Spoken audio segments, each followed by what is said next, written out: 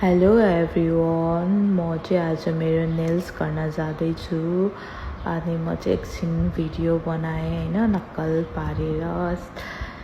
पारेर भिडियो बनाएँ। अनि त्यसपछि रेडी हुन लागेँ, रेडी भएँ। अनि रेडी भएर चाहिँ म निस्किनु लागेँ, बाटोतिर निस्केँ। अनि नेल्सको लागि म जाँदैछु। आज चाहिँ हेर्नु न, वेदर कति राम्रो छ है।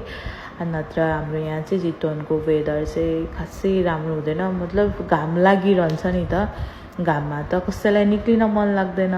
मलाई चाहिँ त्यस्तो हुन्छ होइन, म चाहिँ घाममा निस्किदिनँ, दिउँसो चाहिँ त्यस्तो निस्किन्न। अनि बाहिर निक्लिन मन लाग्दैन खासै। अब एकदम इम्पोर्टेन्ट काम भयो भने मात्रै निक्लिन्छु, न त निक्लिन्न। म चाहिँ बालकुमारी रोड आइपुगेँ। अनि मेरो चाहिँ पसल यहाँनिर।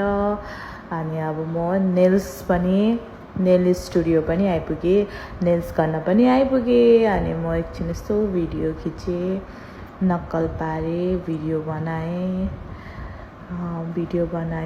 अनि त्यसपछि नक्कल पारेर यसो भिडियोहरू खिच्दै थिएँ। अनि त्यसपछि नेल्सको लागि म रेडी भएँ, रेडी गर्न लाग्यो नेल्सको लागि बहिनीले।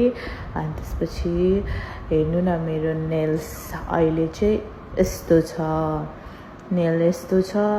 अनि मेरो नेल्स म गर्दैछु, बहिनीले मेरो नेल्स गरिदिन लाग्नुभयो, रेडी गरिदिनु भयो नेल्स गर्नको लागि। त्यो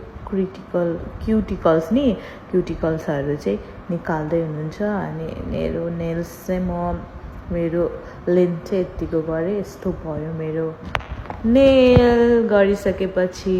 मेरो नेल्स यस्तो भयो। कस्तो लाग्यो हजुरहरूलाई, हेरिदिनु होला मेरो भिडियो। त्यसपछि म नेल सकिसकेपछि एकछिन फेरि भिडियो गरेँ नक्कल पारेर। त्यतिखेर चाहिँ 9 बजिसकेको थियो कि, हेर्नु न त्यहाँ वाचमा होइन, 9 बजिसकेको थियो। अनि त्यसपछि एकछिन नक्कल पारेर भिडियो बनाएर म लागेँ। Bye bye, thank you for watching.